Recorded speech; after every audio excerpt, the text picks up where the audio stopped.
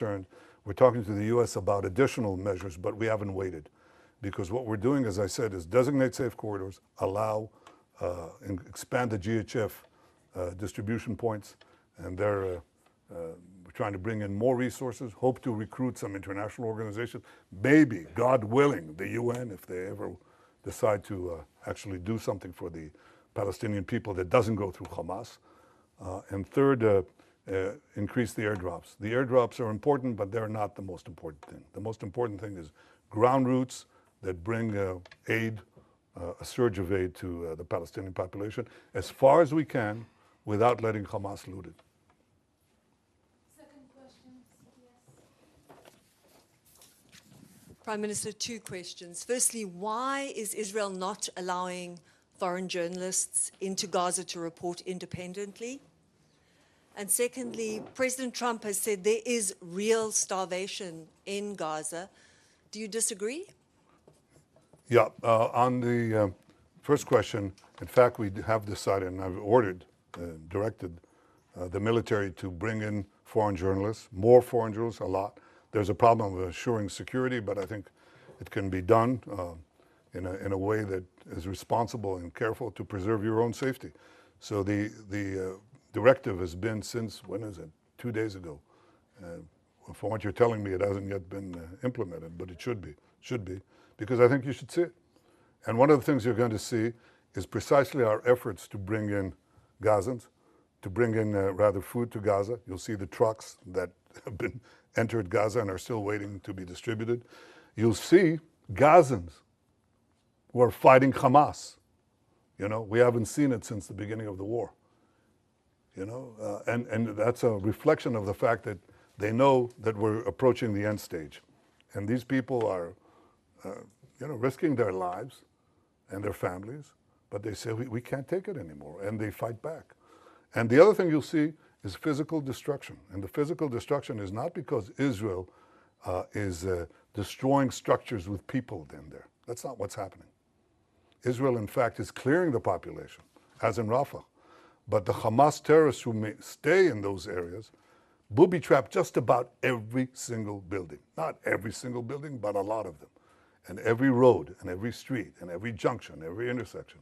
So one of the things that we do is we place basically old APC, armored personnel carriers, with tons of explosives, and we detonate them, and they set off all the booby traps. That's why you see the destruction. And we do similar things in the tunnels. The tunnels, these terror tunnels, we you know, put TNT in them, and we detonate that after people have left. But they're under buildings, so the buildings collapse. That's why you see destruction.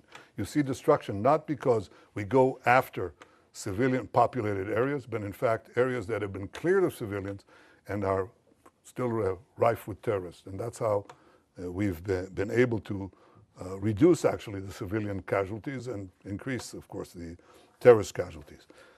I very much appreciate President Trump's support through this entire seven-front war, his magnificent cooperation in the battle to stop the existential threat from Iran, his support throughout, and his support now. He says two things. He says all 20 hostages have to be released, and he says Hamas should not be there. And I think that he, like me, he recognized the fact that there have been deprivations in Gaza caused by Hamas. Hamas has been the cause of that. And what we have to do is overcome it. So we're working together to overcome it. Thank you, Prime Minister.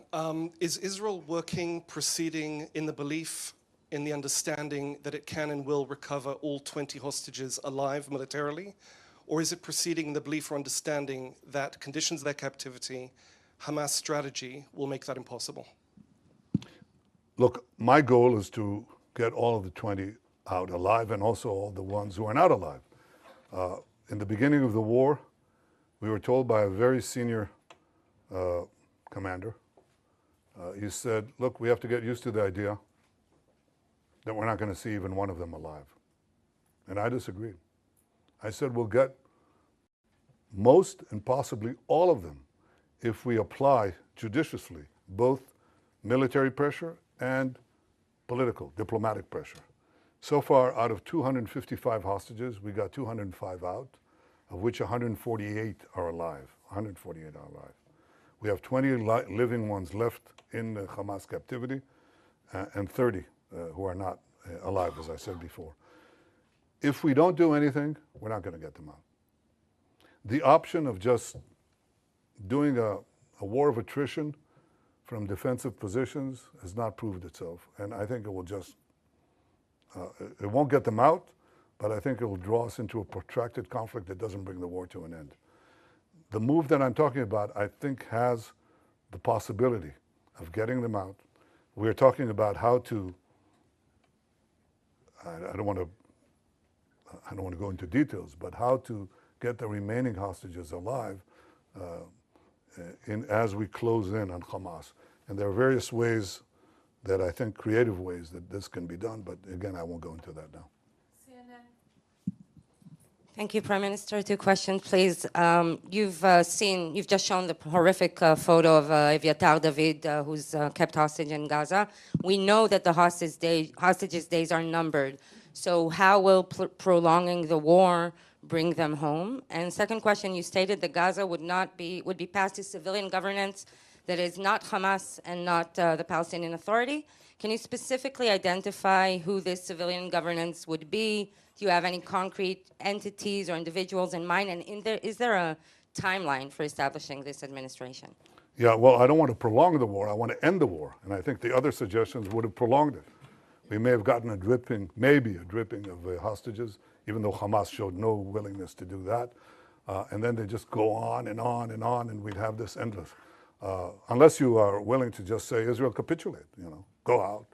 And even then, I don't think we'll get all the hostages. And if we capitulate, it means that Hamas will rearm, regroup, and carry out all the threats that it openly professes every day, by the way. Every day they say, we're going to do the October 7th massacre again and again, and we're going to destroy the state of Israel.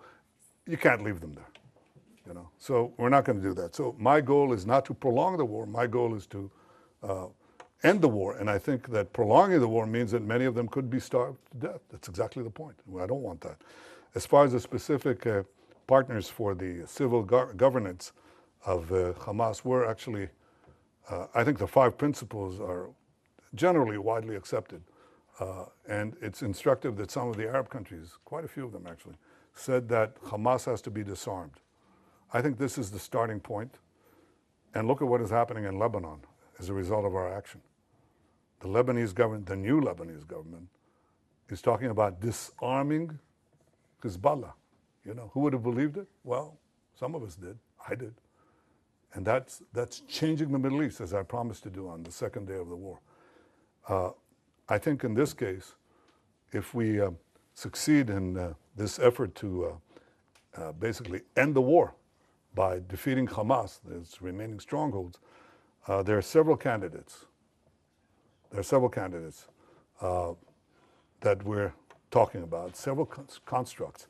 And it's a transitional period. It's a transitional authority. It's going to be there because we don't want to, contrary to what I said, we want a security belt, but right next to our border. But we don't want to stay in Gaza. That's not our purpose. At least not my purpose. And I openly state, including to those who disagree with me. And there are some who do. But I think that our goal is to make sure that Hamas isn't there and that what replaces Hamas does not educate for terrorism, pay for terrorism, launch terrorism, but is willing to live in peace. There are candidates. I don't want to spoil the chances of succeeding here because I think they're real, but they're real providing we finish the job. See, no one's going to go in there if we don't finish the job. We can talk about the day after until eternity. No one's going to go in there unless we finish Hamas, and we're able to finish Hamas, and we will finish Hamas. Yes, Welt TV Germany. Thank you, Mr. Prime Minister. So the German Chancellor has once again defended his decision not to send weapons to Israel, which can be used in Gaza. He said a friendship can and must withstand that. From your perspective, what has changed in this relationship? Look, I respect Friedrich Merz. I think he's been a good friend of Israel, but I think he's buckled under. He's buckled under the pressure of false TV reports, the pressure, internal pressure from various groups. And I can say this, and I don't want to talk about him specifically, but I want to say this. Look, maybe some choose to forget October 7th. We will not forget what happened. And we will do whatever it takes to defend our country and defend our people, defend our future.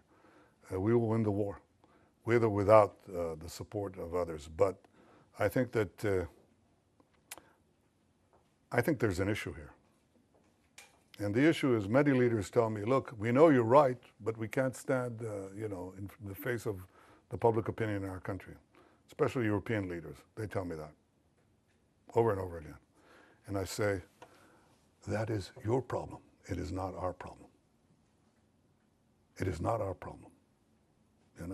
In Munich, everybody celebrated Munich.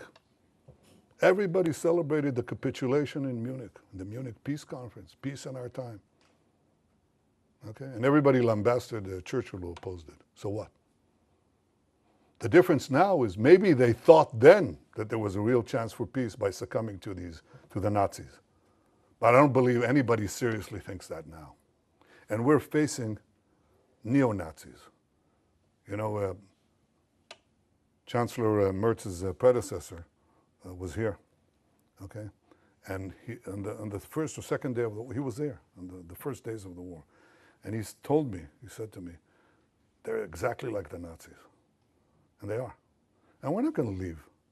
We're not going to leave the remainder of the Nazi army, in the equivalent of Berlin. Don't go into Berlin and don't finish off the Nazi army, the German army. Of course not. I mean, that's what people are telling us to do. And I'm not going to do it. And the Israeli people are not going to do it. We're going to do it. And we have enough criticism within, but the majority of the people, if you really check it, the majority of the people say, that's a result we can't afford if we want to live here. So we're going to do what we need to do. And I hope that Chancellor Merz changes his policy. And you know when he'll change his policy? For sure? When we win.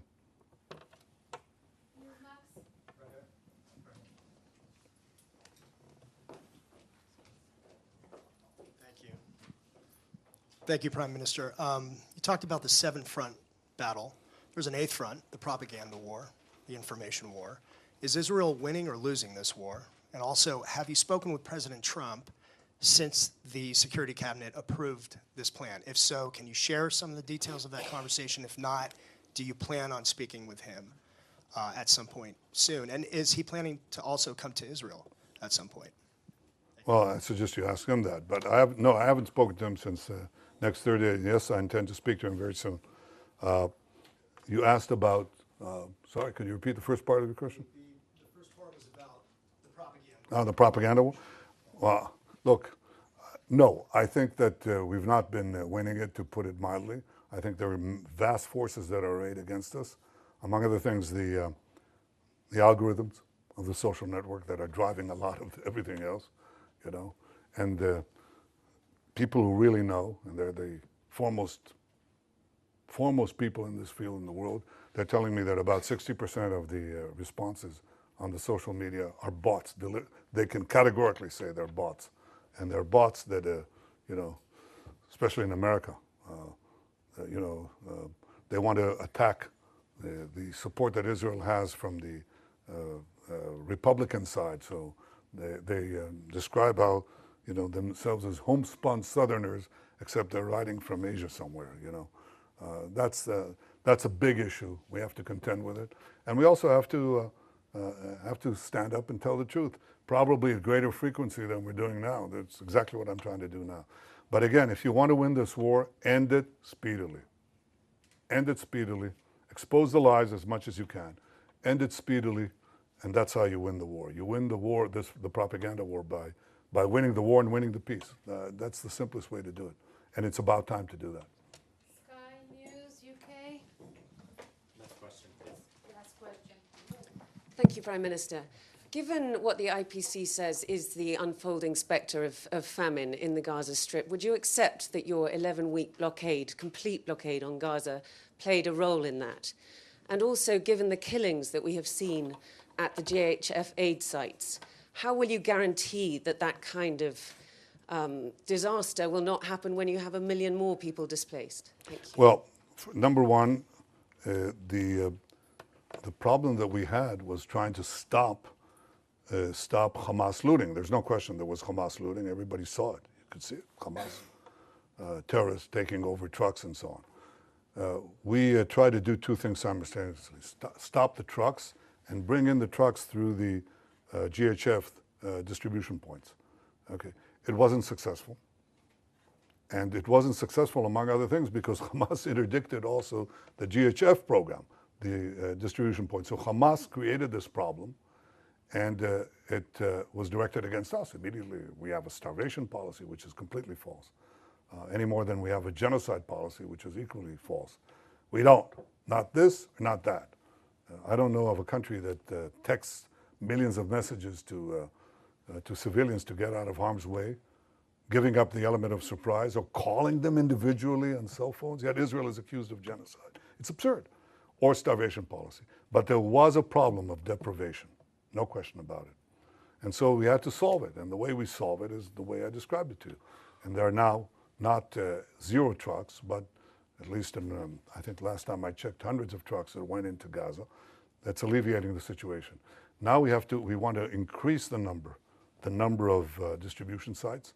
So there's not, basically you answer this problem, or you solve this problem by the law of supply and demand. If you have a lot of supply, if you flood Gaza with food, which some of it will be pilfered, there's no way to get around that, will be looted by Hamas, but you'll have, if enough food reaches the marketplace, so to speak, then you'll see a difference. And you know what the difference is?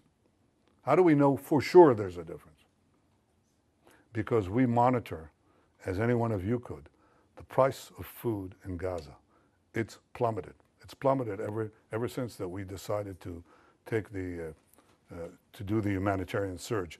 And it'll plummet more if other countries join us.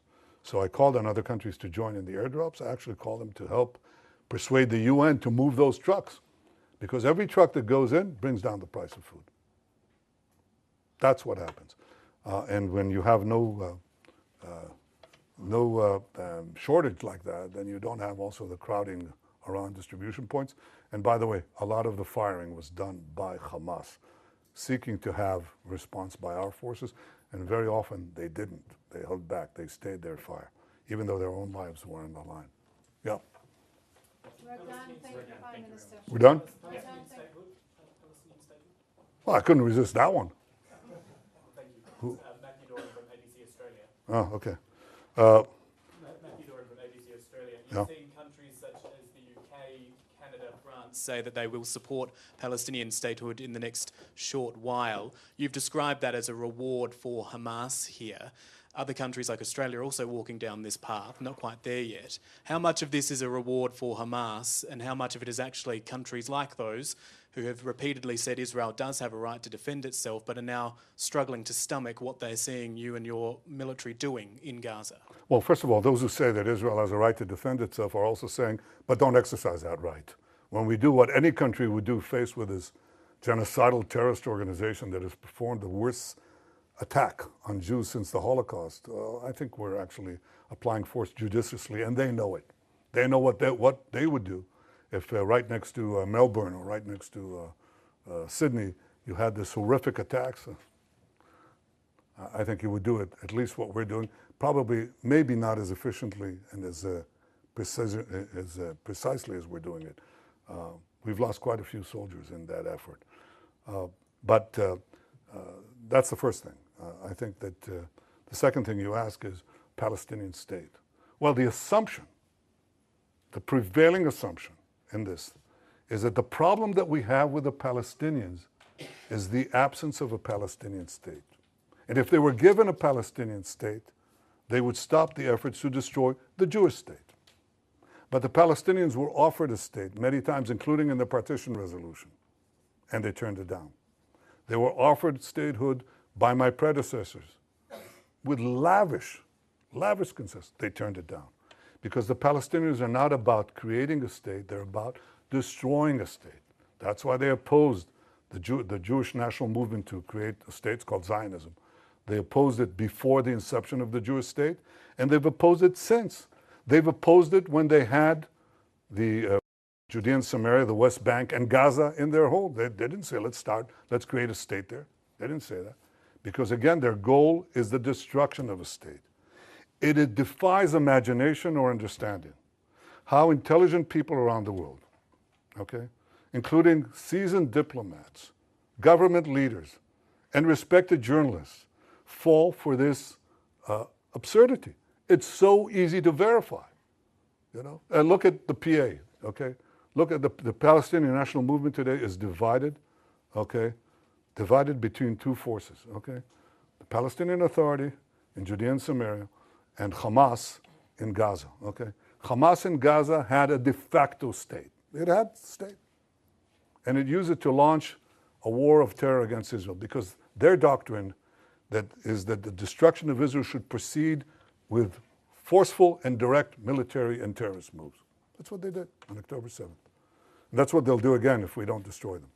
The Palestinian Authority, on the other hand, says no.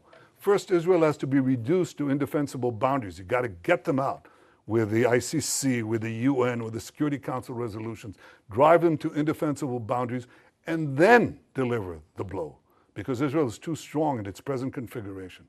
These discussions are open, they're held. Anybody, you don't need Israeli intel for it, believe it, okay? You can just scour the web, you'll find it, okay? So they have no difference about the goal. That's why the Palestinian children in Judea and Samaria and the Palestinian children, that is the Palestinian children under the PA and the Palestinian children under Hamas, are educated with exactly the same textbooks. That's why the PA calls its public squares against mass killers of Jews. That's why they have pay for slay. The more Jews you murder, the more you get paid, or your family gets paid. I mean, so that's the crux of the problem. The real reason that this conflict persists is not because of the absence of a Palestinian state, but the persistent Palestinian refusal to recognize a Jewish state in any boundary, okay? Now, when you give them a Palestinian state, when they haven't abandoned the goal of destroying the Jewish state, all you're doing is you're bringing the next war closer. Again, Hamas had a state. You just brought the war closer. And if you did the same thing in Judea and Samaria, right above Tel Aviv, enveloping Jerusalem, some say cutting Jerusalem into two, that's all that's going to happen. You're going to have the radicals again take it over, Iran take it over, and start a state from improved boundaries, start a war with improved boundaries. That's not going to happen. I think the solution to this problem is that the Palestinians should have all the powers to govern themselves in the places where they live and none of the powers to threaten Israel. They should obviously reform their whole education system. They should reform their whole historical outlook and say, all right, you know, we accept that Israel is here to stay, not as a fact, as a physical or geographic fact, but as a fact of historical equity. You know, if they want to live here next to us, they have to stop seeking our destruction. And to give them an independent state with all the trimmings, okay, is to invite a future war and a certain war. And that's something that today the Israeli public forcefully opposes. Before the war, by the way, it was about, you know, third, two-thirds in the overall population, probably 60-40, or even more, sorry, against in the Jewish population. But now it's changed more dramatically. I mean, we had a vote in the Knesset a few months ago about the possibility of, you know, having a Palestinian state, and the result was 99-9.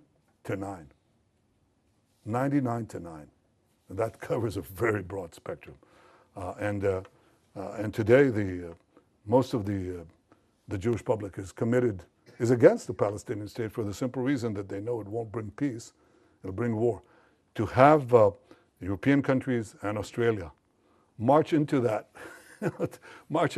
rabbit hole, just like that, fall right into it, and buy this canard is disappointing.